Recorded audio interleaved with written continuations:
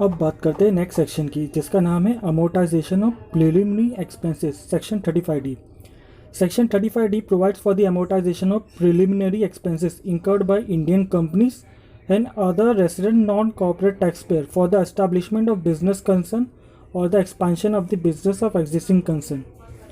इसका मतलब ये है कि जो प्रिलिमिनरी एक्सपेंसेस हमारे इंकर होते हैं बिजनेस सेटअप करने में, जैसे कि जब हम नया बिजनेस या एक्सपांड करते हैं अपने बिजनेस को, दूसरे डाइवर्सिफिकेशन करते हैं या कुछ भी बिजनेस सेटअप करते हैं, तो उसके लिए कुछ स्टार्टिंग में खर्चे आते हैं। जैसे हम लोग अगर स्टार्टिंग में शेयर्स इशू कर रहे हैं पब्लिक को, तो उसके लिए हम लोग के शेयर सर्टिफिकेट के खर्चे आते हैं, स्टैम्प ड्यूटी के खर्चे आते हैं, रजिस्ट्रेशन फीस के खर्चे आते हैं, लीगल चार्जेस के, प्रोफेशनल फीस के, ये सब खर्चे आते हैं। तो उसको ही हम लोग प्रिलिमिनरी एक्सपेंसेस बोलते हैं।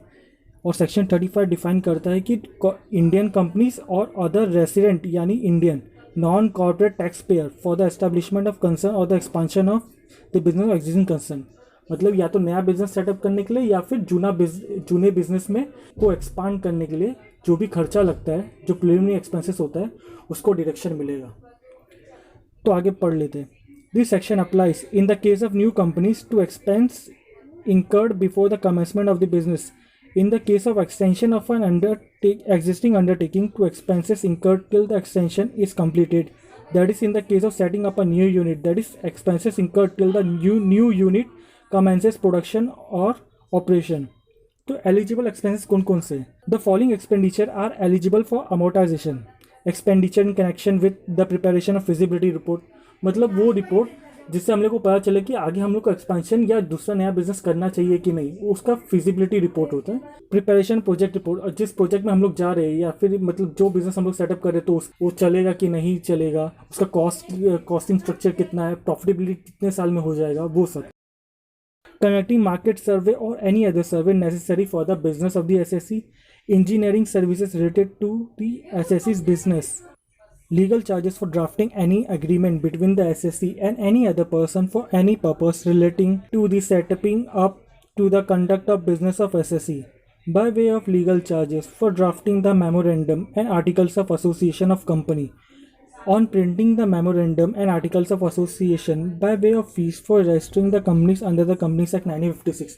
तो ये सब जो चार्जेस है, जो एक्सपेंसेस है, जो कंपनी को एग्जिस्टेंस में लाने के लिए या फिर जो लीगल फॉर्मेलिटीज कंप्लाई करने के लिए हमें जो एक्सपेंसेस लगता है, उसको प्रिलिमिनरी एक्सपेंसेस कहते हैं। तो हम डिडक्शन कितना मिलेगा? Amount of deduction Indian companies के लिए एक्चुअल प्रिलिमिनरी एक्सपेंसेस और 5% ऑफ कॉस्ट ऑफ प्रोजेक्ट और कॉस्ट ऑफ और capital employ whichever is lower. यानी इंडियन कंपनीज रहेगी तो प्रिलिमिनरी एक्सपेंसेस या फिर 5% of cost of project, capital employed whichever is lower.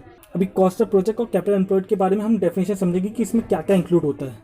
अब अदर रेसिडेंट के लिए भी सेम ही है, एक्चुअल प्रिलिमिनरी एक्सपेंसेस और 5% ऑफ कॉस्ट ऑफ प्रोजेक्ट और capital employed whichever is lower. अभी कॉस्ट ऑफ प्रोजेक्ट क्या होता है? कॉस्ट ऑफ प्रोजेक्ट यानी amount invested in fix assets of new project और एक्सटेंशन और सेटअप ऑफ न्यू यूनिट। तो जो भी फिक्स एसेट्स में हमारे इन्वेस्टमेंट होते हैं उसको कॉस्ट ऑफ प्रोजेक्ट कहा जाएगा, उसका 5%। या फिर कैपिटल एम्प्लॉयड, जिसका कैपिटल एम्प्लॉयड में क्या इंक्लूड होता है? Share capital plus debenture plus long term borrowings for new project, extension और setup unit. Reserve and surplus is not part of capital employed, मतलब इसमें reserve and surplus capital employed का part नहीं होगा। और उसके कैपिटल एम्प्लॉयड में क्या क्या आएगा? शेयर कैपिटल, डिबेंचर्स और लॉन्ग टर्म बोरोइंग्स आएंगे न्यू यूनिट सेटअप करने के लिए, एक्जिस्टिंग यूनिट को एक्सपांड करने के लिए। तो उसका 5% और या कॉस्ट ऑफ प्रोजेक्ट का 5%, ये actually preliminary expenses which ever is lower.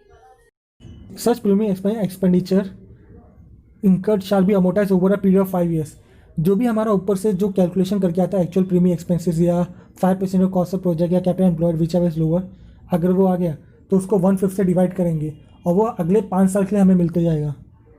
In other words 1/5 of such expenditure is allowable as a deduction for each of the 5 successive previous year, beginning with the previous year in which the business commenced or the previous year in which the extension of the company undertaking is complete।